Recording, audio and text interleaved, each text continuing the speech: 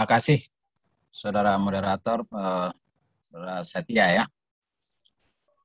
Untuk saya, materi pada pagi hari ini, ya, urutan yang kedua ya.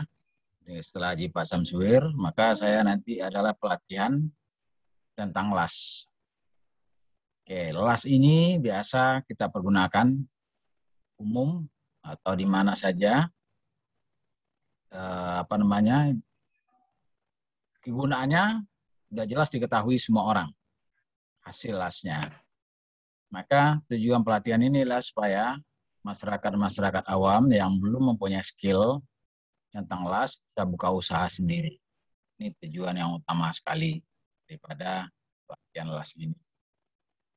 Nah, untuk hari ini karena cuma teoritis, untuk pelaksanaannya mungkin nanti, maka saya sedikit menerangkan tentang proses pengelasannya. Apa itu SMAW, bagaimana prosesnya, kemudian alat keselamatan kerjanya. Dalam proses LAS, yang penting sekali yang harus diperhatikan adalah pertama bahan, ya, keduanya mesin LAS-nya, ketiganya elektrodanya, keempatnya adalah keselamatan kerjanya. Ini yang sangat penting ya, harus Anda pahami atau masyarakat pahami. Kenapa? Karena di sini tanpa jaga keselamatan kerja yang sesuai, maka risikonya adalah kecelakaan kerja. Nanti di sini akan saya coba buka slide dulu. Dari awal saya coba teoritisnya dulu, mungkin pelaksanaannya nanti. Saya coba untuk buka slide-nya.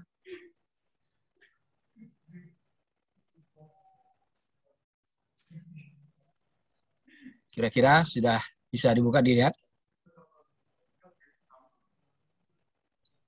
Sudah, Pak. Slide-nya udah masuk belum? Sudah, Pak.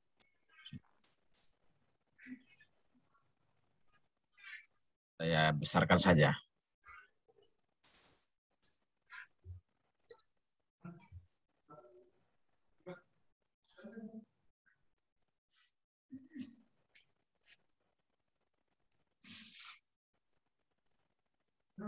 Kok nggak keluar ya? Mungkin itu di slide terakhir, Pak. Coba dikembalikan lagi. Ini nah, udah? Itu slide terakhir ya.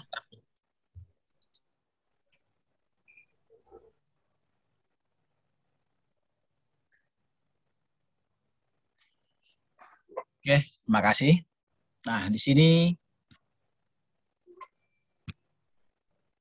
saya sedikit menerangkan tentang LAS.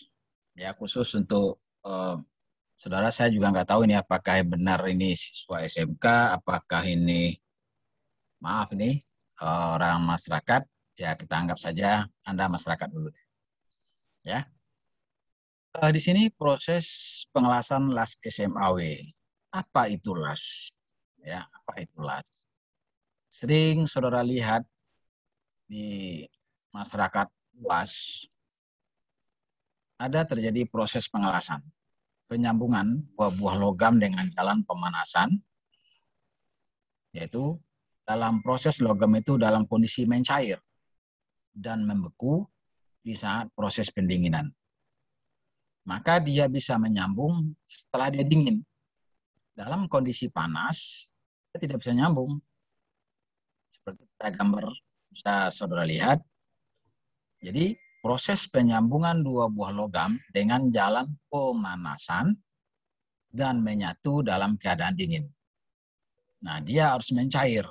Kalau dia tidak mencair, dia tidak terjadi proses penyatuan dalam kondisi dingin.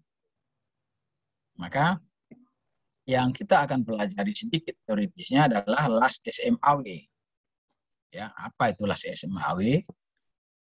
Nah, ini kalau kita lihat gambar yang ada di samping, itu ada LAS SMAW. Nah, dalam istilahnya kita di kampung atau di Indonesia ini atau di secara umum, nah LAS-nya LAS listrik. Namanya LAS listrik. Ya, LAS listrik. Nah, di sini pengelasan SMAW, shielded metatarsus welding ini, atau las bus nyala listrik pelindung, adalah pengelasan dengan mempergunakan busur nyala listrik sebagai sumber panas cair, ya, cair sebagai sumber cair list sebagai sumber panas pencair logam dengan memakai elektroda sebagai bahan tambah. Jenis las ini paling banyak dipakai hampir semua keperluan pengelasan.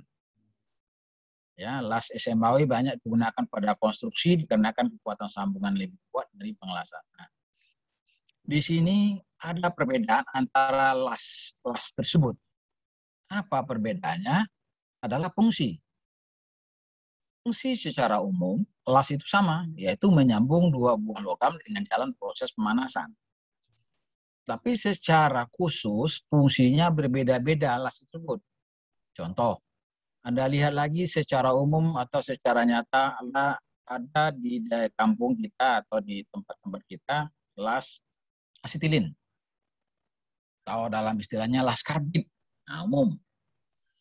Maka fungsi secara khusus las karbit dengan fungsi las listrik itu berbeda. Walaupun secara umum menyambung dua buah logam. Apa perbedaannya? Perbedaannya antara lain secara khususnya adalah untuk las SMAW atau las listrik dipergunakan untuk benda-benda plat atau logam yang berukuran tebal. Tebalnya seberapa? Misalnya 3-4 mili.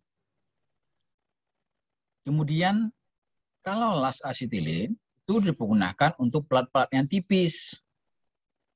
Nah, kita ambil contoh. Kalau sebuah bodi mobil, sebuah mobil terdiri sasis dan bodi. Bodi mobil terdiri dari plat tipis.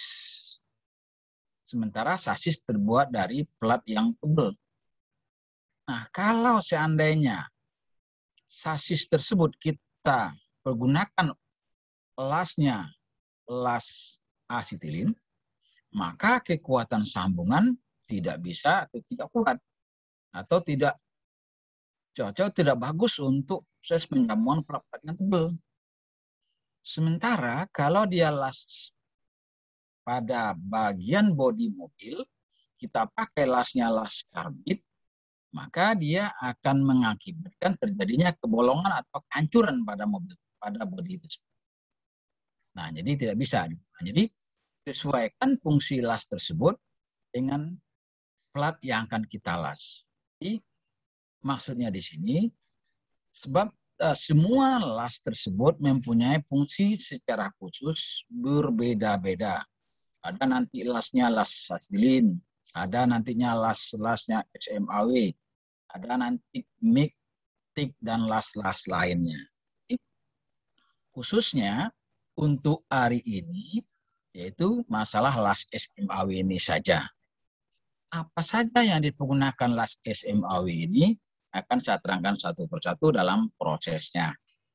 Ini khusus untuk las SMAW. Jadi ingat, jadi las hari ini yang kita pelajari cuman khusus las SMAW atau las listrik saja. Oke, kita lanjutkan. Nah, sebuah atau satu perangkat daripada las listrik terdiri bermacam-macam komponen. Ada trapo las, ada kabel las, ada tang las atau pemegang elektroda, dan ada tang massa atau penjepit massa.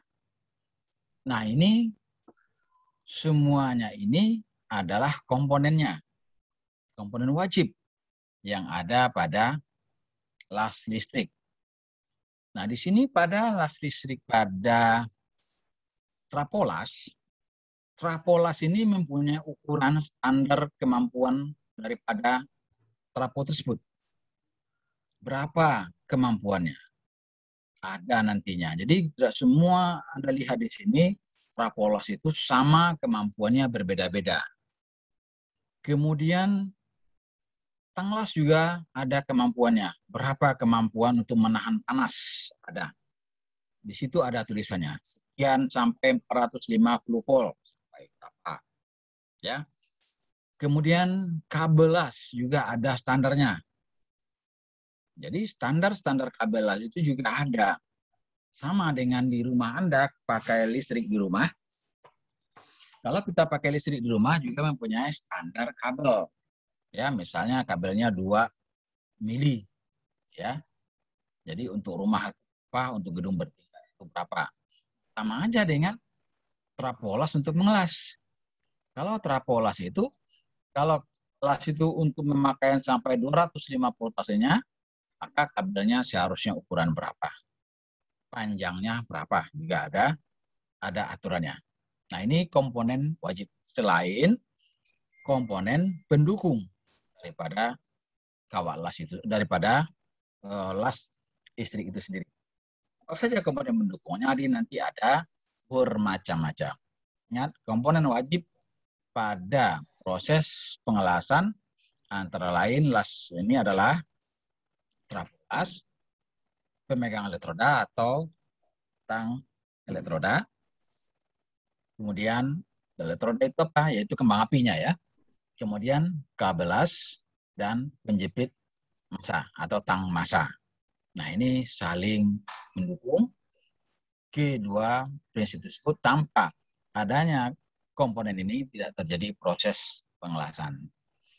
Kemudian yang berikut, elektroda. Nah, elektroda itu kalau dalam istilah kitanya adalah kembang apinya. Ya. Kembang apinya terjadinya atau dalam istilah tekniknya adalah bahan tambah. Tanpa ada bahan tambah tidak terjadi proses pengelasan. Ya. Maka pengelasan dengan menggunakan las busur listrik memerlukan kawat las atau elektroda yang terdiri dari suatu inti terbuat dari suatu logam dilapisi oleh lapisan yang terbuat dari campuran kimia. Selain berfungsi sebagai pembangkit elektroda juga sebagai bahan tambah. Nah, sebatang elektroda terdiri dari 2 komponen bagian, yaitu ada kawat, ada fluk. Ini namanya fluk ya. Yang di luar itu namanya fluk. Yang ini adalah kawat. Nah, dalam proses pengelasan, kalau seandainya Anda mengelas nantinya pakai elektroda, itu ada ukuran. Ya, ukuran elektroda ini kita ukur dilihat daripada diameter kawat. Ingat itu. Jangan diukur yang diameter ini ya diameter fluk. Sementara yang diukur adalah diameter kawat. Berapa standar diameter kawat? Nah, ini tergantung kepada kebutuhan. Nah, kebutuhan itu seperti apa? Kalau seandainya plat tebalnya misalnya 4 mm, biasanya standar dari kawat lasnya adalah 2,6. Jadi nanti ada 2,6. Jadi lihat nanti dalam sebuah box daripada kawat las tersebut ada ukuran-ukuran, ya, ukuran standar, kemudian voltase yang digunakan sebenarnya ada. Jadi Anda tinggal lihat saja nanti ada di situ. Kemudian fluk. Fluk ini terdiri dari bermacam-macam kimia. Ada logamnya, ada pasirnya, dan bermacam-macam di situ. Maka di sana terjadi proses pengelasan, terjadinya kembang api tersebut yang mengakibatkan mata seorang tukang las atau orang yang melihat akan sakit. Kenapa? Karena ada unsur kimia-kimianya, zat campuran kimia, macam-macam campurannya. Nah, maka dalam proses pengelasan Anda nanti, kalau terjadi proses pengelasan, Anda harus memakai namanya alat pelindung. Pelindung pertama apa saja, misalnya pelindung mata, pelindung badan, pelindung kaki, pelindung tangan, dan segala macamnya. Kenapa? Yang masuk ke mata itu bukan kembang apinya, adalah asap. Asap itulah yang mengandung, yang membuat penyakit Anda nantinya. Jadi, ingat, jadi ini yang dikatakan dokter tersebut, ini lapisannya, ini ya kawatnya ya, diameter kawat. Nah, di sini ada kode E6013. Ini itu elektroda. Ini ada tegangan tarik, ini Ini sistem pengelasannya seperti apa? Ada nanti.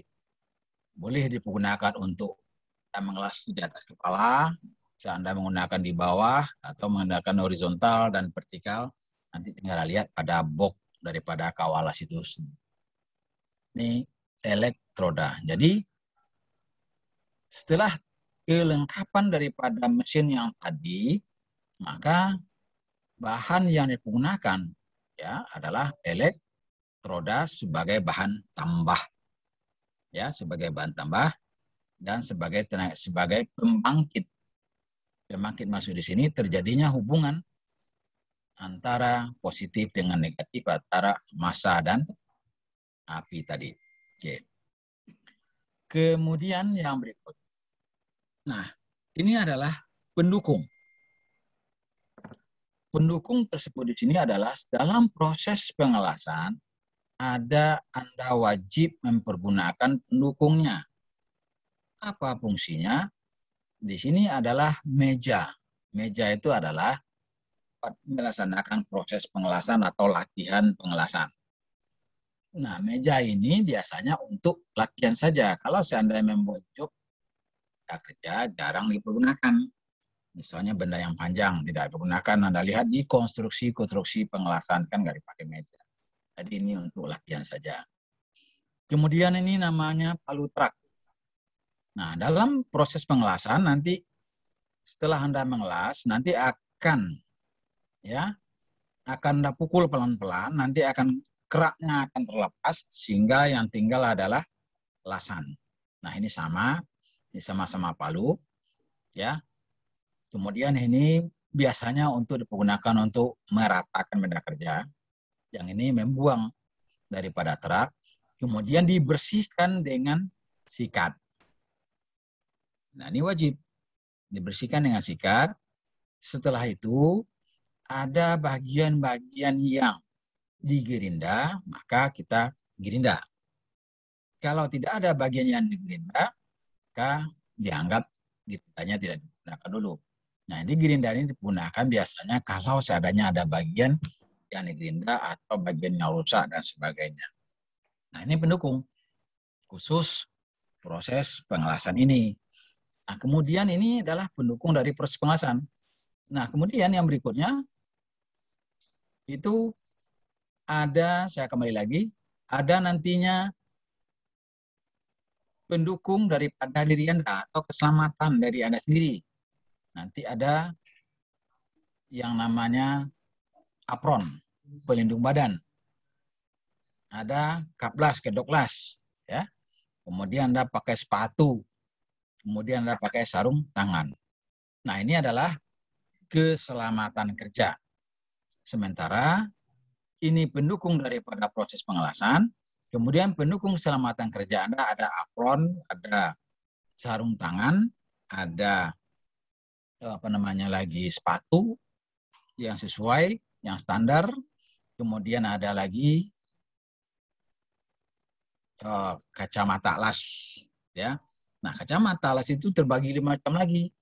Ada yang digunakan untuk las clean, ada digunakan untuk lasmik, berbeda-beda, nggak sama. Ya, nah ini perbedaannya apa? Di kacanya. Jadi kacanya itu ada standar ukuran. Ya, ada standar ukuran. Kemudian untuk las listrik juga berbeda. Nih, ini sebagai kelengkapan sarana dalam proses pengelasan. Nah, kemudian yang berikut,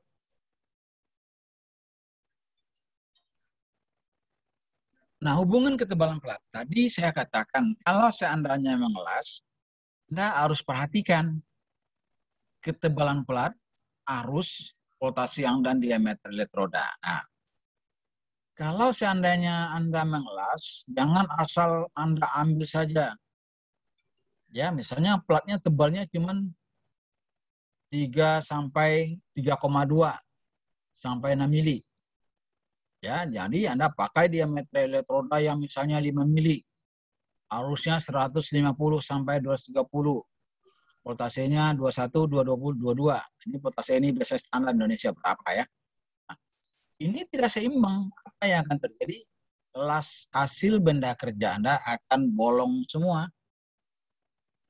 Maka Anda mengatur kalau dia 3,2 sampai 6 mili, boleh Anda pakai elektrodanya 3,2. Nah, Anda ambil batasannya di sini. Kalau seandainya 1,6 sampai 32, 2,5 atau 2,6. Ada lagi elektroda yang lebih kecil, 2,0. Ada. Masih kita pergunakan dalam taraf sini. Pada mesin apa biasanya digunakan 2,0 itu? Pada mesin-mesin las yang kecil, yang ampernya cuma 450, yang sering dibawa-bawa orang, ya biasanya untuk usaha-usaha kecil dibawa jalan kemana-mana, biasanya dia memakai elektrodanya 2,0. Nah, arus yang digunakan bisa 450 ampere. Jadi kita lihat, ini disesuaikan penggunaan arus ya dengan ketebalan plat ya dan batas standar ampere. Jadi nanti kita putar sampai berapa ampernya. Lihat, kalau 3,2 maksimumnya adalah 90 sampai 140. Kalau dia ke 2,5, 50 sampai 90. Ini urutannya. Jangan Anda melewati batas. Biasanya kalau dia melewati batas, kenapa Pak? Karena nanti dia akan mengalami yang saya katakan tadi bolong. Yang kedua adalah apa efeknya lagi? Proses makannya terlalu cepat.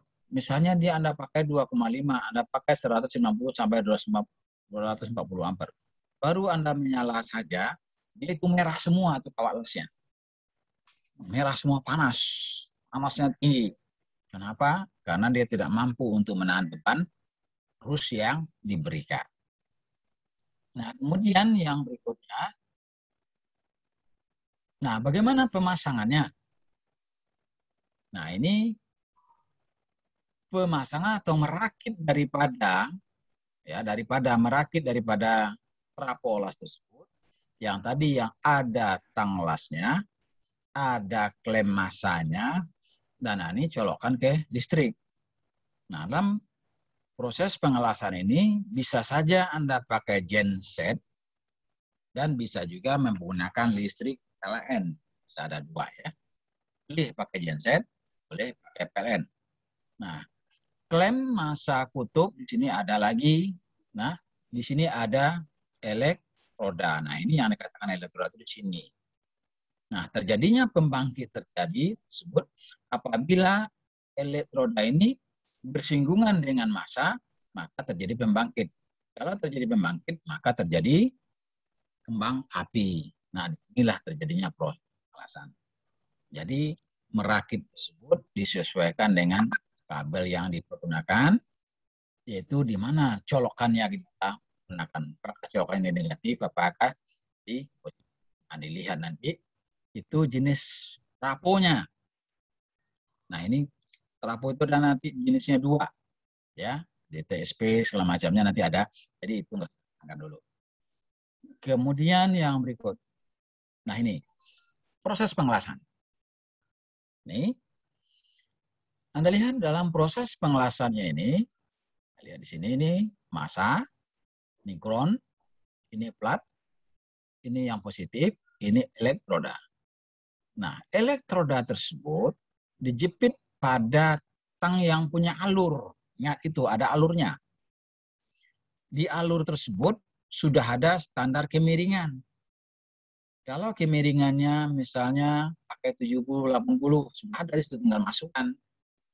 Nah, jadi di sini tang las ini harus lurus kalau sudah pakai alur. Kalau alurnya nanti lurus ke sini, Anda gunakan, dia macam-macam alur nanti dalamnya. Nah, maka Anda harus memiringkan daripada elektroda, daripada tang lasnya yang pegang ini. Jadi bagaimana mengatur dalam proses pengelasan tergantung Anda jepitannya seperti apa.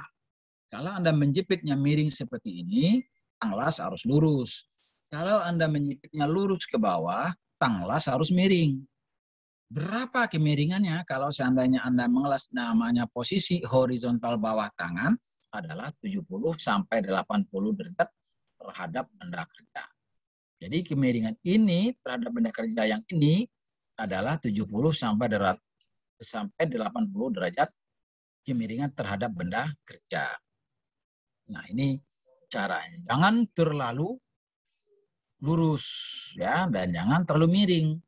hasilnya nanti bisa saja kalau dia terlalu lurus, nanti bentuk asilasan Anda tidak standar. Jadi ingat itu.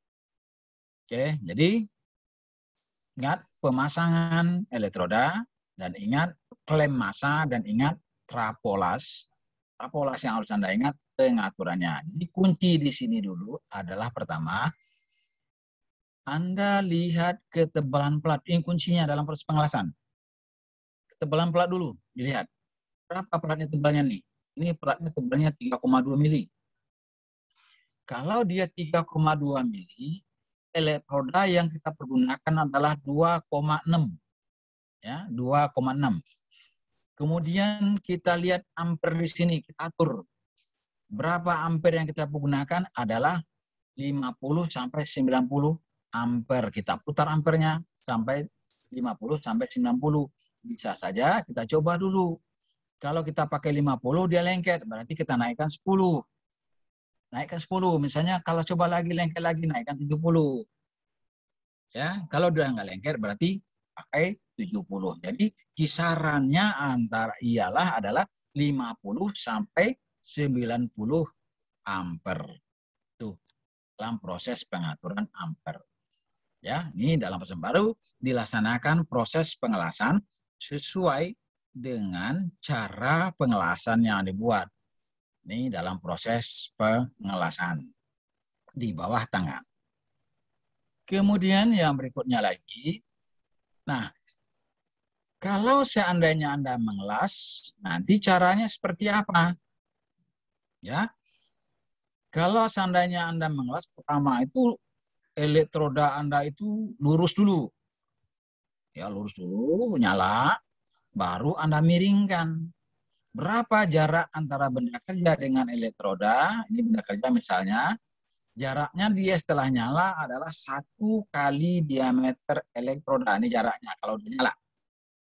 Jadi lurus dulu, kemudian baru Anda miringkan dia setelah nyala.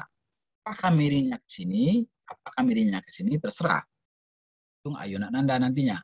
Nah, seperti yang terjadi di sini. Kalau dia sudah nyala, maka kalau seandainya miringnya ke sini, maka jarak antara elektroda dengan benda kerja adalah 1 kali diameter elektroda. Apa itu diameter elektroda? 1 kali diameter kawat. Ya, kawat las itu sendiri. Maka dia akan Anda tahan dalam posisi itu. Kalau Anda angkat dia ke atas, dia akan mati. Kalau Anda perlu ke bawah, dia akan lengket. Tahan pada posisi 1 kali diameter elektroda.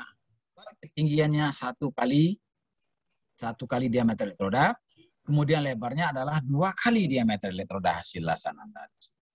Nah, ini langkah-langkah dalam pengelasan. Ulang lagi. Kalau seandainya mengelas, hidupin dulu, nyalakan trik di sini, lurus, miringkan elektroda Anda sampai di sini, miringkan dia nyala, maka Anda laksanakan proses pengelasan dengan sudut 70 sampai 80 derajat, maka dia akan terus sampai selesai. Ini kalau seandainya baru latihan pengelasan. Kemudian yang berikut. Nah, gimana cara ngayunnya? Boleh Anda ngayunnya melingkar. Gini saja, seperti yang beratas, melingkar. Ini ngayun. Boleh namanya seperti ini. Jadi ngayun begini. Nah, ya begini aja. Tuh. Kemudian Anda juga yang mengelas seperti itu begini. Nih. Jadi belok-belok. Jadi kebanyakan orang yang mengelas adalah sistem melingkar ini lebih cepat dan lebih aman. Jadi nggak usah pakai yang lain, atau Anda pakai zigzag juga boleh. Kalau yang di bagian bisun ini terlalu sulit gerakannya. Jadi kebanyakan orang ngelas adalah pakai melingkar. Jadi Anda melingkar saja, hasil lasan Anda nanti akan ketahuan. Nah, lingkarannya itu harus standar, maksudnya standar disebut gerakan Anda harus normal. Oke, ini biasanya normalnya hasil lasan Anda tersebut akibat daripada sering latihan. Kalau jarang latihan, hasil las nggak bakalan bakalan ya diameter lebarnya sama. Cuma ini dia adalah skill. Skill tersebut dapat apabila kita sering melaksanakannya. Oke. Kemudian yang berikut, nah seperti ini, seorang tukang las atau welder harus memahami langkah-langkah dalam proses pengelasan, terutama pemadaman busur. Untuk menghasilkan busur yang baik, konstan, pengelas harus menjaga jarak ujung elektroda dan permukaan material dasar tetap sama. Adapun jarak yang paling baik adalah sama dengan diameter elektroda yang dipakai. Ini yang saya katakan tadi, berapa jaraknya adalah 1 kali diameter elektroda. Nah, bagaimana cara mematikannya? Nah, misalnya di sini ada proses pengelasan nih. Sampai ujung, kalau sampai ujung di sini, benda kerja sampai ujung di sini, maka elektroda itu akan Anda luruskan. Lurus sampai sini, lurus, angkat ke atas. Ya, jangan ditarik sampai ke ujung ke bawah. Kalau Anda tarik sampai ke ujung di sini, akibatnya pada bagian ujung dia akan bolong. Karena dia tipis. Maka di sini yang harus diperhatikan, mendekati finishing, elektroda kawat las Anda ini harus angkat ke atas. Jadi tidak bolong di sini. Tapi kalau Anda teruskan ke sini dengan ketebalan cuman, misalnya 3,2 tadi, sementara panas benda kerja ini semakin lama semakin panas, maka pada bagian ujungnya akan bolong. Ya, akan bolong. Maka supaya tidak bolong, dia akan ditarik ke atas. Set. Mendekati terakhir, angkat ke atas. Ini dalam proses mematikan elektroda. Ini khusus untuk plat. Beda lagi nanti Anda mengelasnya las pipa dan segala macam, itu berbeda-beda tingkat kemampuan seseorang.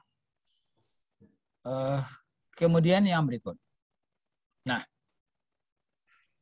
ini yang saya katakan tadi, keselamatan kerja. Apa saja yang harus diperhatikan dalam melaksanakan proses pengelasan? Yang pertama, Anda lihat seseorang tersebut dia memakai alat keselamatan kerja. Pertama di situ adalah topi las, topi pelindung, atau dalam istilah kitanya kedok las. Ya, kedok las. Yang kedua, baju lengan panjang. Jangan Anda pakai bajunya yang kaos, risikonya sangat tinggi sekali. Pakai bahan-bahan yang tebal, ya. Kemudian yang ketiganya adalah apron. Ini namanya apron, ya. Apron ini biasanya terbuat dari kulit. Kemudian sarung tangan juga dari kulit. Ini kelima sini. Kemudian yang keempat ini adalah tanglas dan cara memegangnya seperti ini. Ya, cara memegangnya. Ya, kemudian yang berikut hammer, nah, kipas angin. Fungsinya apa? Untuk menaruh atau menarik. Atau misalnya kalau Anda pakai exhaust fan itu dia menarik, kalau kipas dia akan mendorong. Nah, supaya dalam proses pengelasan Anda tersebut, ya, Anda mengelas dalam ruangan tertutup, maka asap daripada kawat las ini akan ngebulnya ke atas. Nah, kalau dia ke atas, ini akan merusak pada mata Anda. Maka di sini dalam proses pengelasan ini disediakan kipas angin atau exhaust. Kalau exhaust dia akan menarik daripada asap, kalau kipas angin dia akan mendorong. Jadi asapnya ini tidak larinya ke muka Anda, tapi larinya ke samping. Kan nanti dalam proses pengelasan di lapangan, misalnya Anda di lapangan luas, lihat arah angin. Kalau arah anginnya misalnya di depan Anda pindah duduknya pada bagian sampingnya. Jadi anginnya, asapnya itu lari ke sini. Jadi jangan angin Anda tantang, Anda mengelas, maka risikonya tadi yang saya katakan, ini asap akan masuk pada mata Anda. Kemudian ada lagi hammer pengorek, ya, hammer pengorek caping. Ini sama tadi yang saya katakan, hammer ini adalah palu, caping itu apa? Chipping itu apa? Yaitu adalah kerak daripada pengelasan. Kemudian adalah sikat di sini, kemudian kabel las dan selongsong pelindung kaki atau sepatu. Nah, ini adalah perlengkapan dalam proses pengelasan yang wajib Anda pergunakan. Ya. Tapi Anda lihat, kenapa orang mengelas di lapangan, di bengkel-bengkel biasa kok sederhana sekali. Kadang nggak pakai sepatu, ya, pakai kaos oblong, kemudian kacamatanya khusus, kacamata biasa. Nah, ini kelebihannya. Kelebihannya apa? Dia itu mempunyai skill tapi tidak memahami tentang teoritis keselamatan kerja. Skillnya bagus, oke. Tapi dia nggak memperhatikan keselamatan diri dia sendiri. Padahal las itu berisiko terhadap paru-paru Anda. Maka jangan asal Anda mengelas. Kelemahan daripada saudara-saudara kita yang punya bengkel tersebut atau yang kerja di bengkel tidak memperhatikan keselamatan diri dia sendiri. Coba Anda lihat sendiri. Orang-orang yang tukang las biasa mengelas itu, badannya itu kelihatannya agak belang-belang. Kenapa? Karena dia kena panas terus, sementara tidak pakai alat keselamatan. Jadi jangan dibedakanlah. Kalau orang mempunyai tahu tentang teoritis, laksanakan yang namanya alat keselamatan kerja. Bedanya di situ. Kemudian yang berikut. Nah, ini pelindung muka. Nah ini. Ada tukang las tersebut menggunakan kacamata seperti ini. Ada yang seperti ini, dan ini ada sarung tangan. Nah, boleh Anda menggunakan kacamata ini, yang kecil, yang biasa, tapi lasnya gunakan apa? Las yang Anda pergunakan, misalnya las estilin, panasnya nggak tinggi, itu nggak masalah. Kalau lasnya las listrik, ini panasnya tinggi. Apalagi nanti Anda pakai tik dan mik, itu lebih tinggi lagi. Maka lihat, fungsi kacamata itu disesuaikan dengan panas yang diberikan dalam proses pengelasan. Jadi jangan pakai kacamata seperti ini, ini hitam misalnya kacanya. Itu las listrik. Ya muka Anda akan kelihatan ini rusak. Itu. Tapi kalau seandainya pakai kedok las, ini lebih aman muka Anda. Jadi menggunakan kedok las ini untuk las-las yang panasnya tinggi, sementara untuk panas yang kecil, misalnya las karbit, astilin, atau pati solder, boleh pakai yang ini. Disesuaikan dengan fungsinya. Nah, ini posisi pengelasan. Nah, orang mengelas di sini ada seperti ini. Di bawah tangan namanya ini. Ada orang mengelas bendanya berdiri seperti ini. Ya, ada bendanya orang mengelas seperti ini. Ya, ini namanya vertikal ya. Dari bawah ke atas atau dari atas ke bawah. Kalau seandainya dia proses pengelasan di bawah tangan seperti ini horizontal, ini ada sudut. Benda kerja ini lurus, ini lurus. Ini yang miringnya 70 sampai 80 derajat. Ya. Nah, ini namanya juga ini horizontal. Ini plat datar, ini horizontal ke sini. Nah, ini cara mengelasnya seperti apa? Nah, maka ini perlu latihan untuk proses pengelasan ini. Nah, kemampuan untuk mendapatkan sertifikat yang ini biasanya ada pada lembaga-lembaga kursus. Anda akan mampu nanti mendapatkan sertifikat ini. Ada 1G, ada 2G, ada 1F, 2F, 3F, ada 1G, 2G, 3G, 4G. 4G itu biasanya ngelasnya las pipa.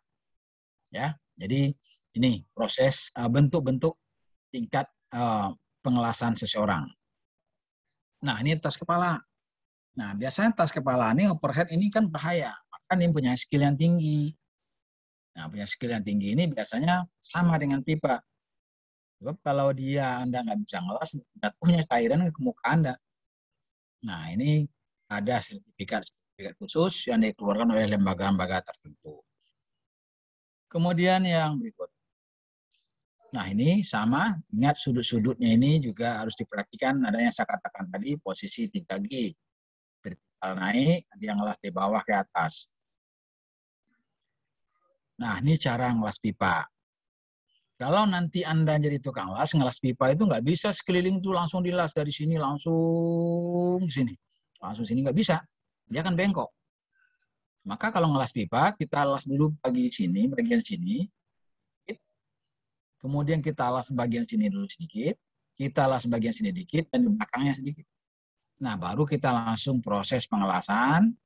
Misalnya ini 10 mili, di sini juga 10 mili dan belakang 10 mili. Jadi dia tidak bengkok dan tidak bolong. Karena pipa itu pelannya tipis. Kalau dianya langsung terus mengakibatkan terjadi kebocoran pada pipa. Jadi dalam proses pengelasan pipa itu harus berpindah-pindah pada ketiga tempat titik yang sudah dibuat. Jadi di sini kita mulai 1 mili atau 2 mili atau 1 cm, maka kita akan pindah ke sini 1 cm, pindah lagi ke belakang 1 cm, sampai seterusnya nanti dia akan menyatu. Itu cara pada proses pengelasan pipa. Tidak boleh langsung lurus, bikin bolong. Kemudian yang berikut, sampai di situ kira-kira ada pertanyaan, silakan. Silakan. Materi yang saya sampaikan sampai di sini saja. Nanti kalau seandainya ada berlatih, silakan yang saya teorikan tadi. Silakan ada pertanyaan, saya kembalikan kepada panitia. Mas Baik, Tia. terima kasih untuk Bapak Syarifudin yang telah menjelaskan tentang pengelasan. Diingatkan untuk seluruh peserta untuk mengisi presensi yang telah dikirimkan di kolom chat. Harap untuk segera mengisi. Dan dipersilakan juga untuk seluruh peserta yang ingin bertanya, dipersilakan untuk bertanya.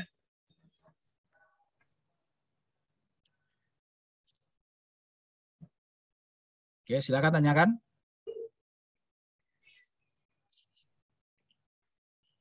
Ada peserta, silakan kalau ada perlu tanyakan tentang pengelasan.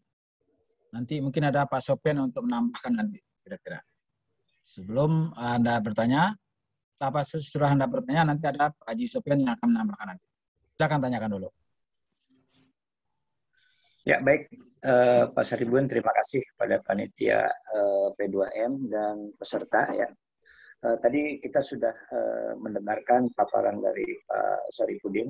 Mungkin untuk penambahan tentang kegiatan pengelasan ini, yang paling utama adalah APD ya, atau penggunaan alat-alat pelindung diri ya. Itu yang sangat penting ya. Karena kalau kita lihat pengelasan-pengelasan konvensional atau di bengkel-bengkel ini tidak menggunakan safety sama sekali ya. Karena pengelasan ini cukup berbahaya ya, yang terutama untuk kulit, mata, pernapasan ya, dengan badan kita ya. Mulai kalau untuk APD kita ya, mulai dari atas kepala ya, dari atas kepala sampai kaki ini harus ada pelindung ya. Yang utama adalah dari atas dulu ya, kita harus mempunyai alat kacamata khusus las ya.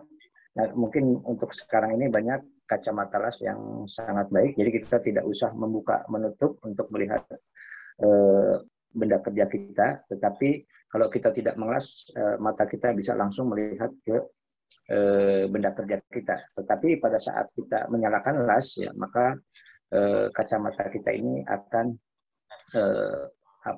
melindungi ya dari cahaya yang ekstrim, bisa membakar selaput mata ya atau kornea mata kita ya. Yang kedua ya, APD kita adalah untuk pelindung pernapasan kita ya, supaya pada saat kita mengelas maka besi atau baja ini akan mengeluarkan gas ya. Gas ini bisa berbahaya sekali ya pada pernapasan kita ya. Apalagi mungkin kalau benda-benda kita kotor ya. Nah, itu kita harus menggunakan masker ya. Nanti masker, kacamata las dan tutup kepala ini masing-masing ada peruntukannya ya. Nanti peruntukan untuk mengelas biasa, mengelas vertikal, ya, horizontal, dan lain-lainnya. Ini nanti ada macam-macam Terus yang bagian ke bawah lagi, ya bagian dada kita, ya dada kita itu harus menggunakan ya APD ya, terutama supaya tidak terbakar ya kulit kita, karena cahaya yang cukup keras ini atau cukup tajam ya, membakar bagian kulit kita. Terus untuk pakaian ya, tolong pakaian menggunakan khusus pakaian untuk pengelasan ya. Karena kalau untuk pakaian-pakaian yang cukup tipis dan mudah terbakar ya, itu sangat berbahaya ya. Jadi hindarkan kantong-kantong baju kita atau celana kita itu yang bisa terbuka ya. Terutama nanti kalau ada percikan bunga api yang masuk ke dalam kantong baju kita ya, masuk ke sana dan akan membakar baju kita. Nah, itu harus dihindari. Terus berikutnya tadi bagian badan kita, berikutnya ke bagian celana kita ya. Gunakanlah celana yang cukup aman untuk pengelasan ya. Tadi sama dengan untuk baju kita ya, hindari pakaian-pakaian yang akan menahan atau menyangga percikan bunga api ya, karena kalau pakaian-pakaian seperti pakaian yang biasa sehari-hari itu kalau kena bunga api itu akan berlubang ya. Terus berikutnya bagian bawah atau kaki ya. Kaki itu harus kita lindungi juga sama ya. Pergunakanlah sepatu ya yang dari kulit ya. Jangan menggunakan sepatu yang menggunakan sepatu karet ya, karena maaf kadang-kadang kita lupa ya, kalau setelah mengelas baja kita simpan di sebelah kita terus terinjak ya.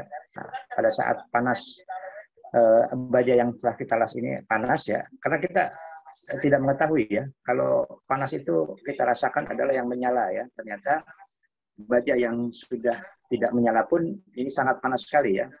Ini kemungkinan masih di atas 100 derajat ya, tapi sudah tidak menyala ya. Bila kena sepatu kita yang dari karet, maka sepatu kita akan meleleh ya. Itu juga yang paling harus kita perhatikan ya. Terus berikutnya lingkungan ya. Untuk pengelasan biasa atau kita menggunakan SMAW atau las busur listrik ya, hindarkan tempat-tempat yang dari genangan air ya atau basah ya. Ini karena air ini akan menghantarkan listrik ya, sehingga jangan sampai yang sedang mengelas ini tersetrum ya. Karena walaupun busur listrik kita kecil ya, hanya sekitar 80 ya sampai 100 volt ya, itu juga cukup berbahaya ya bila tempat kita becek ya, kotor, atau banyak daun kering, kertas-kertas kering atau bahan bakar ya. Jangan sampai percikan bunga api kita ini jatuh di bahan bakar atau benda-benda yang mudah terbakar ya. Ya contohnya ini sering terjadi di proses pengelasan ya, terjadi kebakaran ya. Karena mereka tidak menghindarkan dari misalkan bahan bakar yang terbuka, berikutnya untuk kertas-kertas atau bahan yang mudah terbakar lainnya. Ini cukup harus dihindarkan ya. Berikutnya kalau bisa ya, pada saat mengelas ini harus ada ventilasi ya. Kalau ruang tertutup harus ada ventilasi mekanik ya. Ventilasi ini kita gunakan misalkan dengan fan ya atau kipas angin ya, sehingga angin udara yang keluar dari hasil pengelasan atau debu yang dari pengelasan ini bisa di tiup ya keluar dari badan kita atau dari daerah kita yang pada saat pengelasan. Nah, ini sangat perlu sekali ya untuk menjaga kesehatan, terutama untuk pengelasan ini. Yang paling penting jaga kesehatan ya, karena latihan pertemuan ke-1, ke-2, ke-3 ya pasti ada akibat sedikitnya di mata kita ya, itu akan terasa perih ya. Nah ini bila terasa perih ya, tolong Anda bisa dikompres ya, nanti matanya dikompres ya. Kalau misalkan perih, karena untuk pemula ya biasanya itu akan terpengaruh sekali ya. Nah, inilah yang paling penting dalam penggunaan APD ya pada saat pengelasan. Kalau untuk teknisnya mungkin tadi dari Pak Saripudin sudah diterangkan ya panjang lebar ya, terutama mengenai kelas pengelasan ya. Pengelasan itu ada banyak ya. Tadi mulai F1, F2, F3 ya, G1, G2, G3 dan selanjutnya pengelasan pipa. Berikutnya nanti ada pengelasan di bawah air ya atau underwater, ada lagi pengelasan di ruang angkasa. Nah, mungkin kita tidak sampai di sana ya. Mungkin kita akan menggunakan pengelasan sistemnya sampai mungkin G1 mungkin dari Pak Saripudin. Saya rasa segitu dulu Pak Saripudin dan panitia. Silahkan dilanjutkan. Silahkan Mas, ada pertanyaan? Mas Setia silahkan. Mas Setia. Silakan untuk adik-adik yang ingin bertanya. Silakan, ya Pak. Ya, silakan maju depan. Ada satu, Mas. Baik, Bapak. Langsung untuk bertanya. Ya, sini. Ada kamera. Nah, ya Pak, saya ingin menanyakan kan ketika mengelas besi atau pipa yang tebal kan ada rutnya Pak ya. Ketika rut itu tidak menembus batas yang diinginkan, apa akan terjadi kecelakaan dan bagaimana cara mengatasinya? Terima kasih. Coba pertanyaannya kurang, ini saya, maaf. Pertanyaan coba kurang. Mungkin bisa didekatkan lagi ke mikrofonnya, hadap ke ini device yang untuk zoom-nya.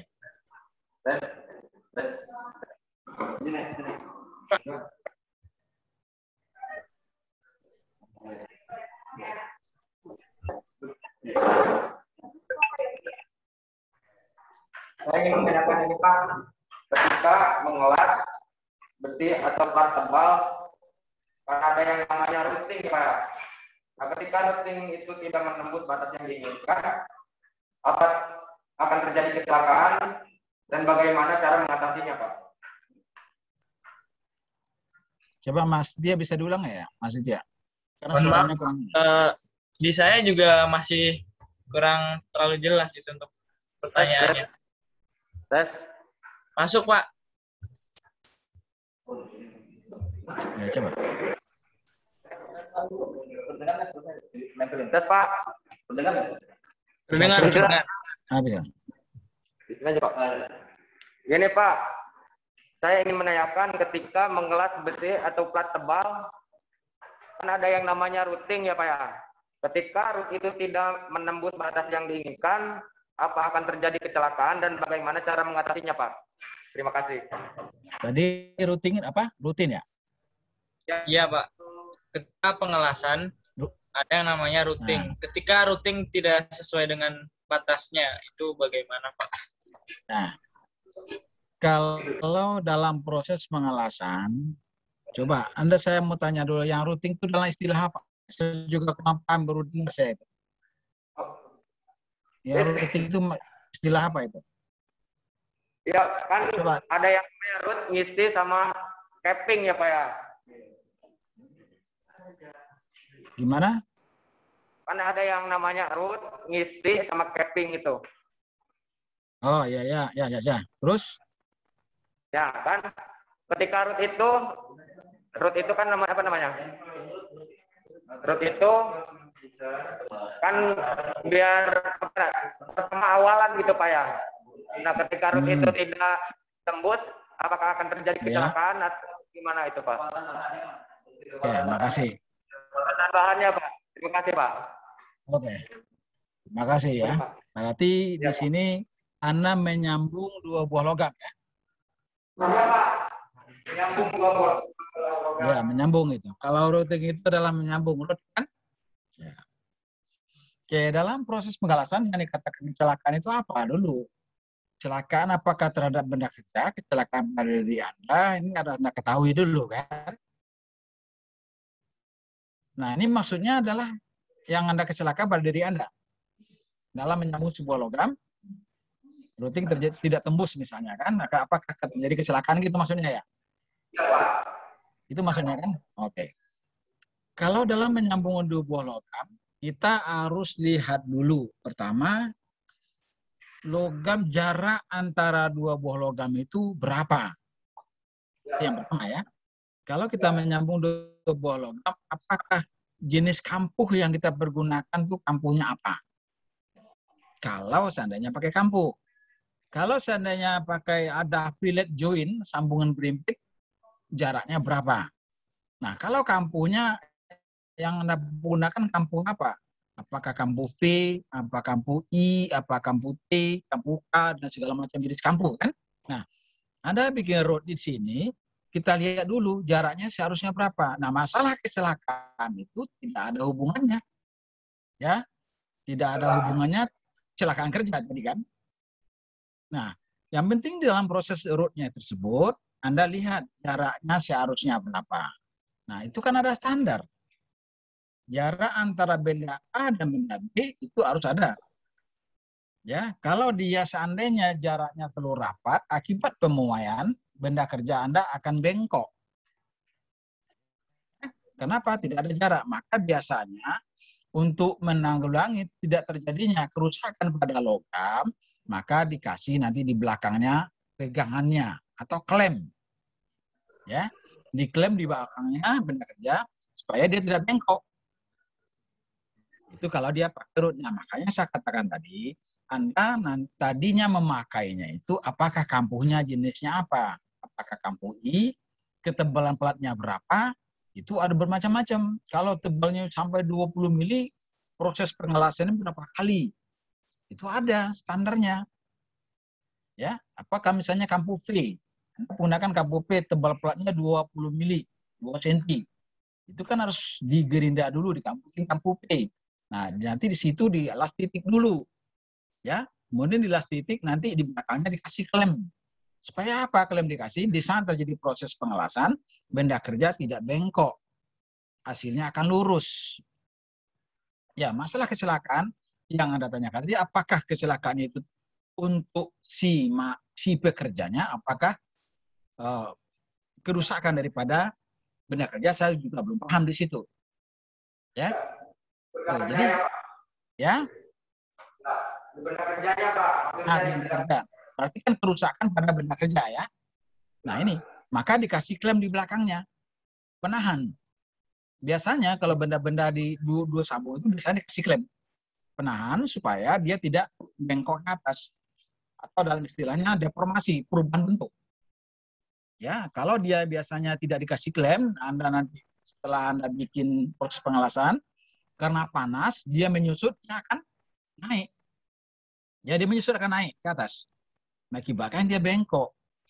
Maka klaim itu penting.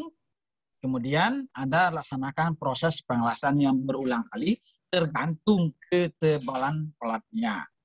Misalnya saya katakan tadi bisa saja kalau tebal pelatnya 20 mili, bisa saja Anda laksanakan proses pengelasannya sampai 5 kali untuk mendapatkan pengisian daripada kampuh tersebut. Nah, kampuh yang digunakan P, I, dan segala macam itu terserah nantinya. Apa kampuhnya. Tergantung kepada fungsi. Ya, itu yang bisa saya jawab untuk masalah kerusakan daripada logam lasan. Itu yang kalau saya salah itu jawabannya. Makasih. Ada lagi silakan. Baik, terima kasih yang telah bertanya. Bagaimana untuk adik-adik? Apakah ada yang bertanya kembali?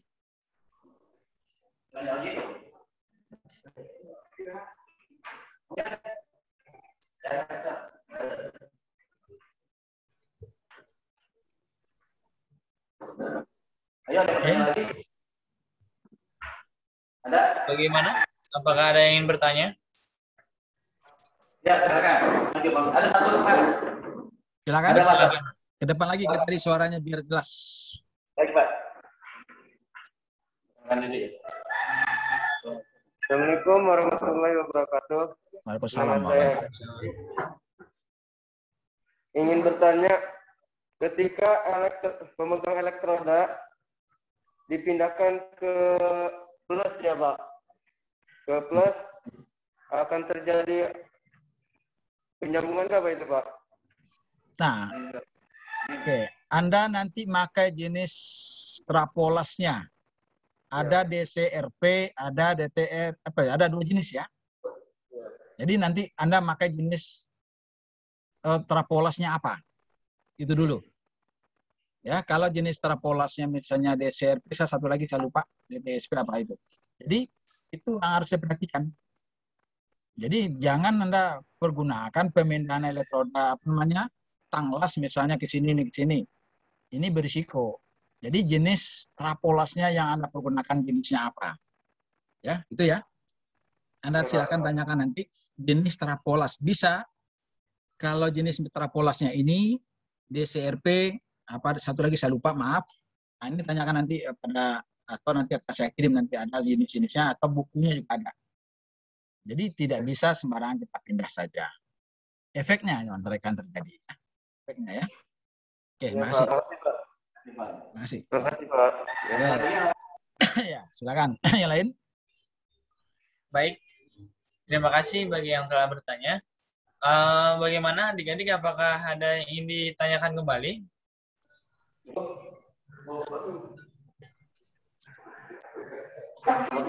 Belum ada lagi nih, Pak. Baik. Kayaknya belum ada lagi nih, Pak, yang bertanya. Ada lagi ya?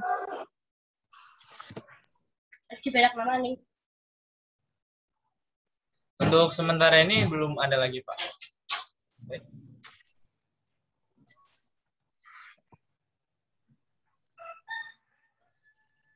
Oke. Dibawa kembali untuk peserta untuk mengisi presensi yang telah dikirimkan di kolom chat. Yang pertama ya, untuk yang kedua nanti diisi setelah pemaparan materi telah usai semua, nanti diisi kuesionernya. Bagaimana untuk teman-teman? Adik-adik, apakah ada yang ingin ditanyakan? Ingat ya. Jadi tergantung yang saya kata tadi, mesin las ini digunakan, polaritas arusnya apakah DC, apakah AC, itu yang akan mempengaruhi nanti kalau Anda memindahkan positif, tanglas, ya positif dan negatifnya. Lihat yang saya katakan trafonya dulu. Apakah dia mesin lasnya DC, apakah mesin lasnya AC. Oh, dalam istilahnya polaritas arusnya. Oke. Ada pertanyaan? Kalau nggak ada, akan saya cukupkan sampai di sini. Selamat nanti latihan. Dan selamat itu ada Pak Lana ya, itu ya. Pak Lana yang ngawasi di situ ya, Pak? Iya, Pak, betul, Pak. Pak Sarif. Oh, Terima kasih iya. banyak, Pak. Ya, ini kan mahasiswa saya dulu kan. Iya, Pak, betul, Pak. Oke. Kalau tidak ada, saya cukup sampai di sini. Ada lagi, silakan. Dari Pak Lananya ada kira-kira? Insya Allah cukup, Pak. Cukup ya. Ya, setelah saya mau balik, Pak, ke setiap room. Oh iya. Oh ya, makasih. Oke, saya serahkan kepada IMSI. Terima kasih. Assalamualaikum warahmatullahi wabarakatuh. Waalaikumsalam warahmatullahi wabarakatuh.